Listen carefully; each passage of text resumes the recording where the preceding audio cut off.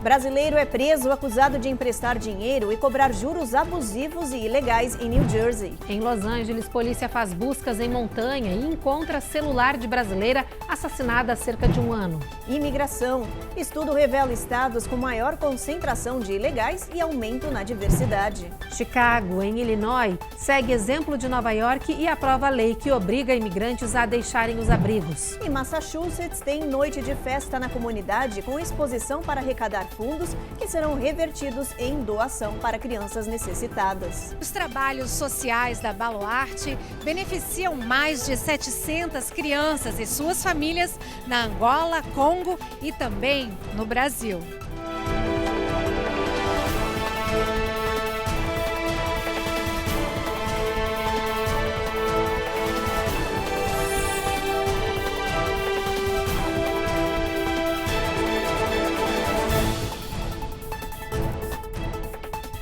Olá, muito boa noite. Boa noite. Em New Jersey, um brasileiro foi preso acusado de cometer crimes financeiros contra a nossa comunidade. Ele conduzia uma operação ilegal de empréstimo de dinheiro com taxas de juros ilegais acima da lei estadual. O site do gabinete do procurador de Monmouth County apontou que o criminoso é Bruno Lopes Ferreira. Ele tem 30 anos e é ex-policial da região de Long Branch. O brasileiro foi preso acusado de crimes financeiros contra a nossa comunidade na região de New Jersey. Ele emprestava dinheiro às pessoas e cobrava juros de 120% ao ano, uma prática abusiva e ilegal no estado, que determina a taxa máxima anual de 30%. A polícia disse que na casa de Lopes foram encontrados joias, passaportes e documentos de terceiros que ele mantinha como garantia até que as vítimas pagassem todo o valor do empréstimo com juros. O brasileiro vai comparecer à corte no dia 19 de dezembro, no condado de Monmouth, para responder pelo crime de usura criminal de segundo grau. Um dos mais respeitados institutos de pesquisa dos Estados Unidos revelou dados de uma nova análise com foco na imigração ilegal. O estudo revela que essa população está se tornando cada vez mais diversa aqui no país. Hoje, por exemplo, os mexicanos sem status, que já foram maioria, atingiram a menor porcentagem histórica. Conflitos geopolíticos, questões climáticas e dificuldades econômicas são diferentes razões e pontos de partida rumo ao mesmo destino, os Estados Unidos. Uma pesquisa publicada pelo Pew Research Center mostrou que, entre 2017 e 2021, a nacionalidade de pessoas sem status legal em território americano ficou mais plural, com imigrantes vindos de regiões do Caribe, América Central, Ásia, América do Sul, Europa e África subsaariana. Ao todo, os Estados Unidos contavam, neste período, com pouco mais de 10 milhões de pessoas vivendo aqui sem documentação. Destes, cerca de 39% eram mexicanos, a menor marca histórica. Especialistas acreditam que a diminuição dos mexicanos ilegais no país tem a ver com diversos fatores, entre eles a queda da taxa de natalidade no México e o aumento do volume de deportação. Depois do México, imigrantes de El Salvador, Índia, Guatemala e Honduras compõem, nesta ordem, a maioria dos indocumentados. A imigração indocumentada era muito México e América do Sul. A do México diminuiu. Então, isso aí não é novidade, que ela varia e que provavelmente ela vai diminuir ao longo dos anos, ao longo das décadas, que isso é um período histórico longo, ela diminui. Agora, a grande novidade é que ela se tornou realmente mundial, de gente que vem de muito longe e entra no mesmo nível no mesmo ciclo, na mesma rota de entrada nos Estados Unidos, que já era normal para os mexicanos e para os que vinham da América do Sul. Esta pesquisa mostrou ainda que a chegada dessas pessoas foi sentida sobretudo na Flórida e em Washington, D.C., onde a população aumentou em 80 mil e 60 mil pessoas, respectivamente. A Califórnia, por sua vez, perdeu cerca de 150 mil imigrantes indocumentados neste período. Todas essas notícias a respeito da migração para os Estados Unidos vão certamente influenciar a corrida presidencial do ano que vem. Tudo que a gente está ouvindo falar é que o ano que vem, de novo, os imigrantes vão virar a bola para ser chutada pelos dois partidos. E os republicanos vão forçar para que tenha mais repressão, para que crie mais dificuldades. Eles vão querer defender que bote o exército lá, use verbas que são usadas agora para a guerra da Ucrânia, para a repressão de imigrantes. A tendência, devido ao fato de haver problemas na economia dos Estados Unidos e ter problemas de inflação e tudo mais, é que os imigrantes passem a ser bode expiatório. Na cidade de Chicago, em Illinois, a partir de agora, os imigrantes que procuram asilo só poderão permanecer nos locais fornecidos pela cidade por 60 dias. A mudança vem após a aprovação de uma nova lei semelhante utilizada atualmente em Nova York. Inclusive, na Big Apple, um grupo de manifestantes tomou as ruas para exigir que o prefeito mantenha as leis do direito a abrigo para os indocumentados. Enquanto funcionários da cidade de Nova York anunciavam cortes orçamentais devido à crise sem precedentes de chegada de requerentes de asilo, manifestantes pró-imigrantes tomavam as ruas. Em frente à residência do prefeito Eric Adams, o grupo exigiu que o democrata mantenha a lei do direito ao refúgio, que garante que a cidade forneça habitação a todos que necessitam, independentemente do status de imigração. É que em maio deste ano o prefeito pediu a um tribunal que suspendesse essa lei e também anunciou um limite de permanência em abrigos de imigrantes de 60 dias para famílias e 30 para homens solteiros. A ação fez muitas pessoas acabarem dormindo nas ruas. O prefeito disse que esta é uma situação insustentável para a cidade, que deve gastar mais de 12 bilhões de dólares nos próximos 3 anos para atender os requerentes de asilo. Mais de 64 mil deles ainda permanecem no sistema de abrigos temporários. O mesmo caos vive a cidade de Chicago, no estado de Illinois. Por lá, o prefeito Brandon Johnson acaba de aprovar uma lei semelhante à de Nova York, limitando em 60 dias o tempo de permanência dos imigrantes nos abrigos municipais. A mudança acontece no mesmo momento em que a região lança um programa piloto que permite que alguns imigrantes solicitem permissões de trabalho. A cidade também estabeleceu um novo ponto de entrada e zona de desembarque para imigrantes. E o prefeito disse que as empresas de ônibus serão citadas e multadas por deixarem os indocumentados em áreas não autorizadas. Aos residentes que acusam o prefeito de colocar os direitos dos imigrantes à frente dos deles, Brandon mandou um recado. Eu prometi nunca sacrificar as necessidades dos habitantes de Chicago, e é isso que eu vou continuar fazendo, disse. Chicago, I heard you. And I hear you. E a gente segue falando de abrigos, mas dessa vez do sistema de foster care, porque um novo relatório da Gallup revelou que o número de crianças negras colocadas no sistema atingiu o maior recorde dos últimos anos. Os dados revelam que a disparidade com relação a outros grupos raciais é enorme. Apesar de as crianças negras serem apenas 14% da população infantil nacional, elas representam 22% dos jovens do sistema de adoção. Além de serem a maioria, as crianças negras também são as que experimentam as estadias mais longas nos abrigos e as múltiplas colocações em diferentes casas de cuidadores, isso em comparação com as crianças brancas. E segundo o relatório, as disparidades dentro do sistema também acontecem entre os adultos que querem adotar uma criança nos Estados Unidos. Hoje, os adultos negros são os que têm os níveis mais baixos de confiança no sistema. 1 em cada 4 diz que a discriminação racial é a grande barreira para se adotar uma criança aqui no país. No próximo bloco, tem reportagem sobre os bancos de alimento que estão com baixo estoque de doação para o período de festas. E atenção, Massachusetts, quase 450 pacientes do hospital de Salem podem ter sido expostos aos vírus HIV e hepatite.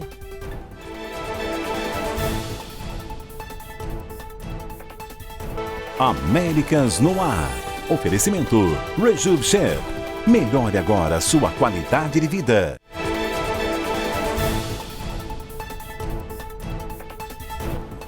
A ONU voltou a condenar a ação de Israel na faixa de Gaza e anunciou que 2 milhões de pessoas correm um risco imediato de morrer de fome por causa da guerra contra o Hamas. A organização pediu prova de ligação do grupo terrorista com os hospitais locais. Em resposta, o governo de Jerusalém divulgou um vídeo que mostra um túnel do Hamas ligado ao maior hospital da região. Israel também autorizou que, a partir de hoje, caminhões de combustível entrem no enclave palestino para manter em funcionamento hospitais e padarias. As imagens divulgadas pelo exército israelense mostram um buraco em uma encosta que leva direto a um túnel e depois ao hospital Al-Shifa. O local teria sido usado pelos terroristas para entrar no subsolo do centro médico e construir um comando militar.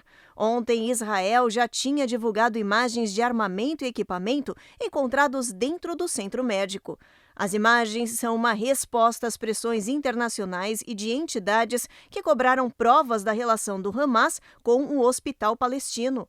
Hoje, o governo de Jerusalém autorizou também a entrada de 2 caminhões de combustível em Gaza por dia. A ideia é que a gasolina seja usada para manter hospitais e padarias em funcionamento. A medida foi anunciada depois que a ONU denunciou que 2 milhões de pessoas correm risco imediato de morrer de fome e água. A ONU afirmou que a entrada diária de suprimentos na região está muito aquém da necessidade para atender a população palestina.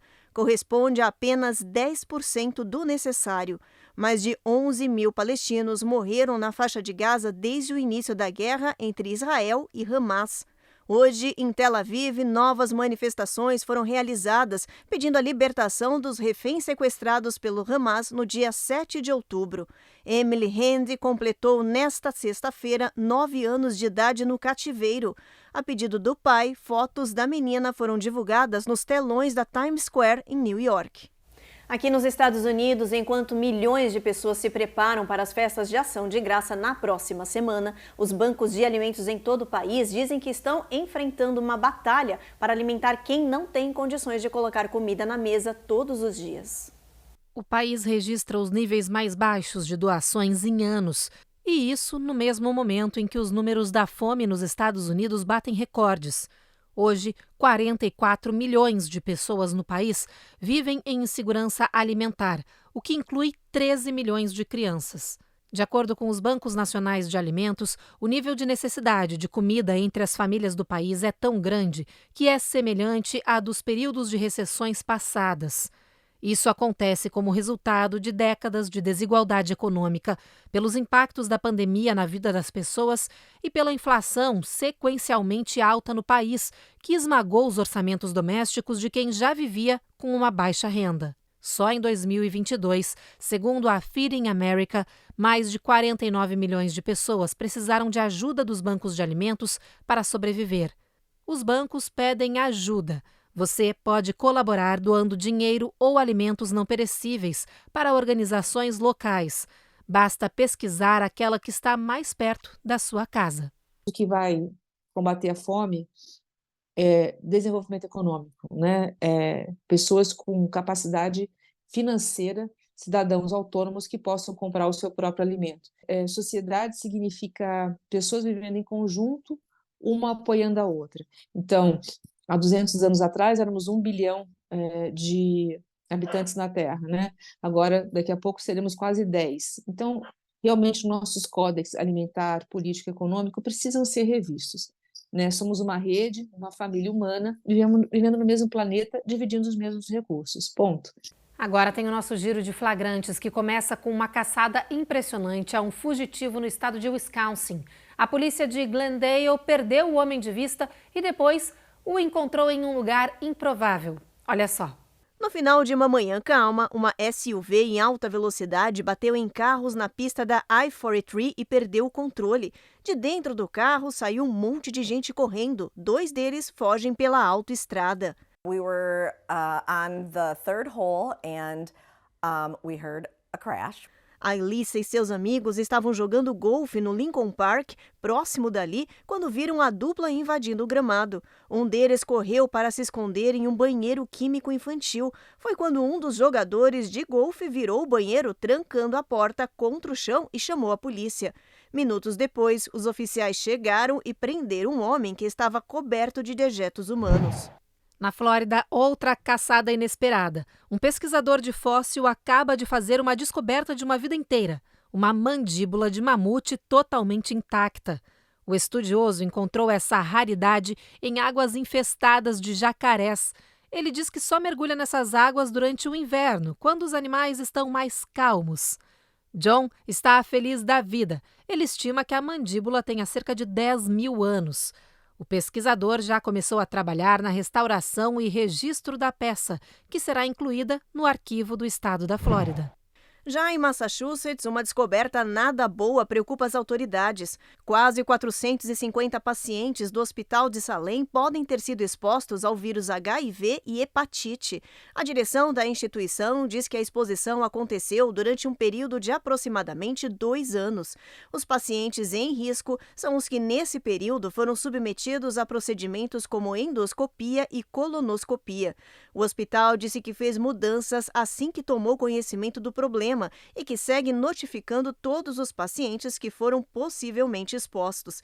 Se você está em dúvida se pode ter sido ou não contaminado, o hospital criou uma linha direta para responder a perguntas e está fornecendo triagem gratuita e apoio necessário aos moradores de Salem.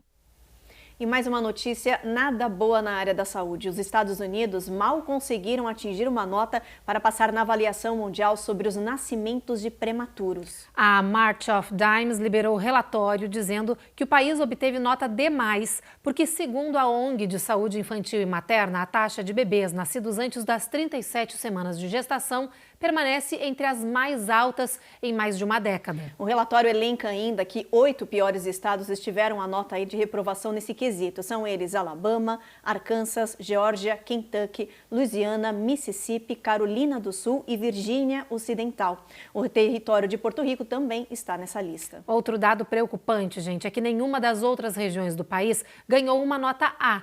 Vale lembrar que o nascimento prematuro é a principal causa de morte infantil aqui nos Estados Unidos. Só no ano passado, quase 20 mil bebês morreram antes de completar 1 ano, com as maiores taxas de morte infantil no sul e no centro-oeste do país.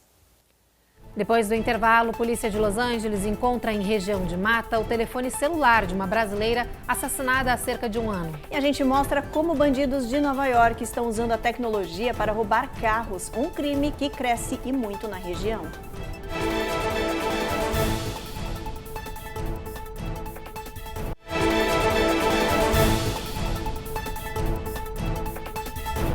Um ano depois do assassinato da brasileira Ana Laura Costa, na Califórnia, a polícia anunciou ter localizado o celular dela. A paranaense foi morta pelo namorado, réu confesso, mas até hoje o corpo dela não foi localizado. O telefone da brasileira, que era soldado do exército americano, foi encontrado em uma região montanhosa de Los Angeles, na Califórnia. A polícia iniciou as buscas na área. Eles acreditam que o aparelho seja um indício de que estejam próximos do local onde o corpo foi enterrado. Em 2022, Luiz Antônio Gomes Acai confessou que estrangulou Ana Laura, escondeu o corpo em uma mala por 2 dias e depois enterrou em um local desconhecido. Na época, a polícia seguiu diferentes indicações do namorado, mas nunca encontrou o corpo da brasileira.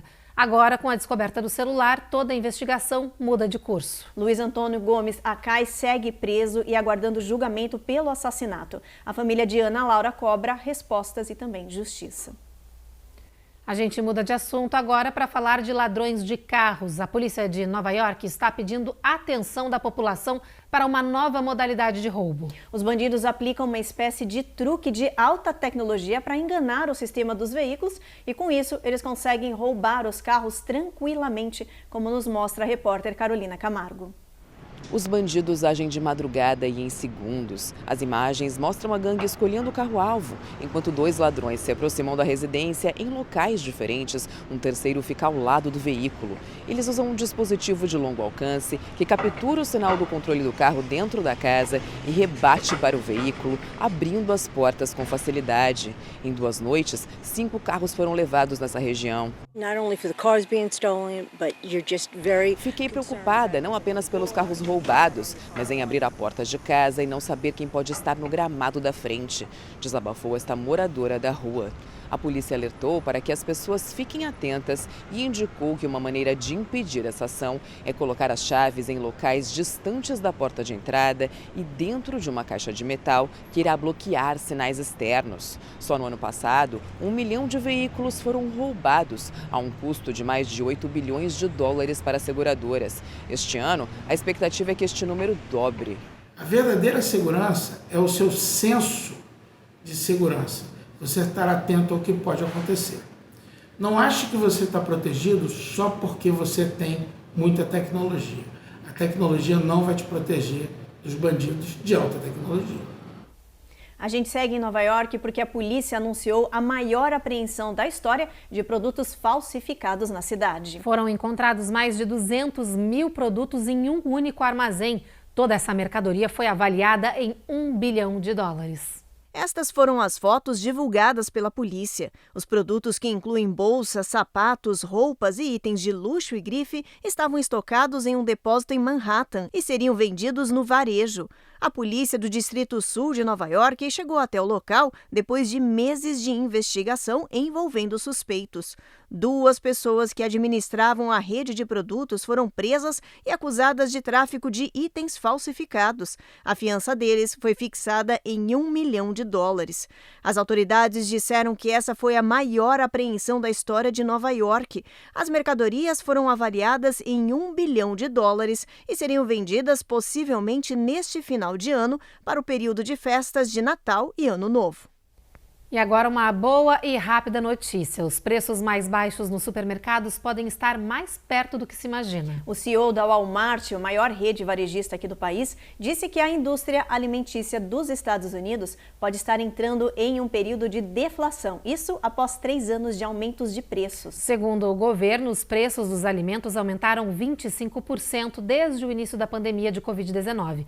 Mas agora tudo indica que os consumidores poderão ver os valores mais baixos nas prateleiras, isso já nas próximas semanas. Uma novidade e tanto para o período de festas e de final de ano, né? E olha, depois do intervalo a gente fala sobre um perigoso surto de carrapato que está acontecendo aqui nos Estados Unidos. E tem todos os detalhes de uma exposição com propósito que aconteceu em Massachusetts para arrecadar fundos que serão revertidos para a doação para as crianças necessitadas.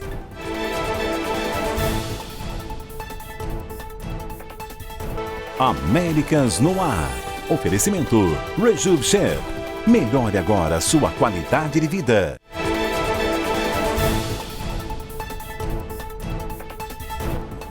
Muita atenção à notícia que vem agora. Autoridades alertam que carrapatos asiáticos estão se espalhando pelos Estados Unidos. Os pesquisadores dizem que a espécie invasiva chegou no hemisfério ocidental em 2017 e agora está fora de controle.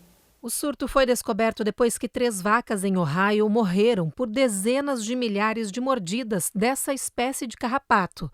Quando as autoridades foram analisar a região, conseguiram coletar quase 10 mil carrapatos em apenas 90 minutos. Além de Ohio, a espécie invasora também foi localizada de forma massiva em Arkansas, Connecticut, Delaware, Georgia, Indiana, Kentucky, Maryland, Massachusetts, Missouri, Nova Jersey, Nova York, Carolina do Norte, Pensilvânia, Rhode Island, Carolina do Sul, Tennessee, Virgínia e Virgínia Ocidental, ou seja, 19 dos 50 estados do país.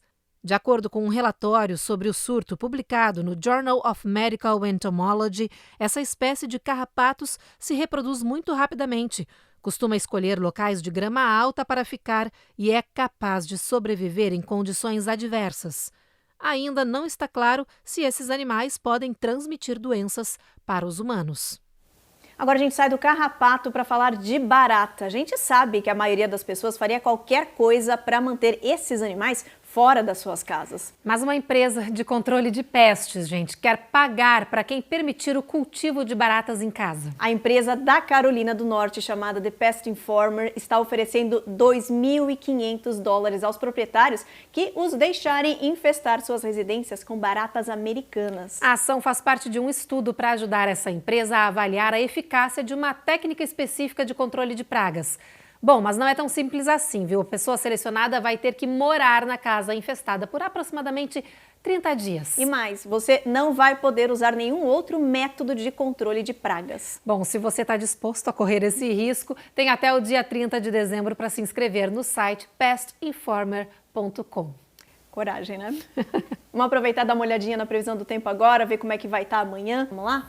Olha, Boston a gente tem sol forte, máxima de 43, mesmo assim vai estar friozinho, apesar do sol brilhando o dia inteiro. Nova York, tempo encoberto, Norfolk a mesma coisa, máxima de 59 nessa região. Atlanta, o sol também entre nuvens, mínima de 52, máxima de 66. Na Flórida a gente tem chuva em Miami, tempo encoberto, Jacksonville, sol forte em Tampa, máxima de 83. Houston vai chover, Evelyn. Vai chover, mas o sol até dá uma aparecida. Agora a chuva dá uma trégua lá para San Antônio, apesar do tempo encoberto, assim também como em El Paso, nessas regiões a máxima pode bater 80, gente. Em Albuquerque, pancadas de chuvas previstas aí ao longo do dia. Em Phoenix, em Arizona, também, onde a mínima pode ficar em 55. Já essa mínima também bastante baixa, olha, 55 em Los Angeles e 51 em São Francisco. Previsão de um tempo um pouco mais friozinho ao longo de amanhã nessa região da Califórnia. Em Massachusetts está rolando a Charity Art, um evento brasileiro que une muita criatividade, arte e solidariedade. A exposição tem como objetivo final arrecadar fundos para ajudar crianças carentes no Brasil e na África. A reportagem é da Giovanna Lucatelli. Obras de arte, fotografias e livros. Gente bonita, boa música. Uma noite especial e reunindo pessoas com o mesmo propósito: ajudar crianças carentes. Artistas plásticos e alunos de uma escola de inglês da cidade de Somerville, em Massachusetts, se reuniram para organizar um leilão para arrecadar fundos para a obra social. Todas as obras foram doadas pelos 6 autores. A instituição beneficiada é a Baluarte, que tem foco na educação. E os trabalhos sociais da Baluarte beneficiam mais de 700 crianças e suas famílias na Angola, Congo e também no Brasil.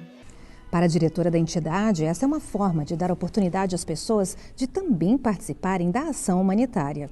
Isso é o que a gente chama de arte com propósito. Essas crianças que a gente resgatou esse ano no Congo, são 115 crianças.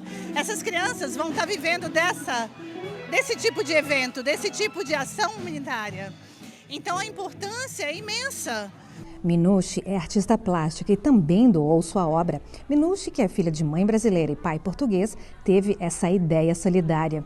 E quando eu vi os vídeos da Baluarte, eu fiquei emocionada e pensei, eu tenho que ajudar aquelas crianças de alguma forma. E quando eu li Baluarte, eu vi arte no nome. Por que não criar uma exposição de arte para ajudar a Baluarte? E foi assim que tudo começou. O jornalista e documentarista Fábio Amador já realizou ações humanitárias em diversos países, entre eles Índia, Malawi e Colômbia. Ele doou 3 de suas obras em fotodocumentário e se diz orgulhoso em ajudar. Eu me sinto muito feliz em ver minhas obras sendo vendidas, né? E esse dinheiro sendo revertido para crianças carentes lá na África. É uma satisfação grande, sabe? Eu acho que o pouquinho que a gente faz, isso faz uma diferença. A escritora Márcia Rocha Pérola trouxe alguns de seus livros e também declamou poesia. E Raimunda pensava, vou continuar lutando com valentia. Lavava roupa todo dia. Eu consigo escrever 5, 6 poemas em um dia. E é uma herança também que eu trago da minha mãe, que me ajudou muito, muito. E eu podendo contribuir hoje, eu me sinto realizada, porque eu sei que essas crianças estão sendo ajudadas para se tornarem cidadãos para o mundo e homens para Deus. Até o momento, o leilão ultrapassou a marca de $53 mil com a venda das obras de arte, fotografias e livros. O leilão segue online para quem quiser participar. Bacana essa iniciativa. Bom, Jornal Américas no Ar então termina aqui. A gente volta a se encontrar de novo na segunda-feira. Aproveitem bastante o final de semana com a família e com os amigos. Mas calma, fica aí sentado que vem aí agora mais um episódio da 9ª temporada da série Reis. Uma boa noite, gente. Boa noite.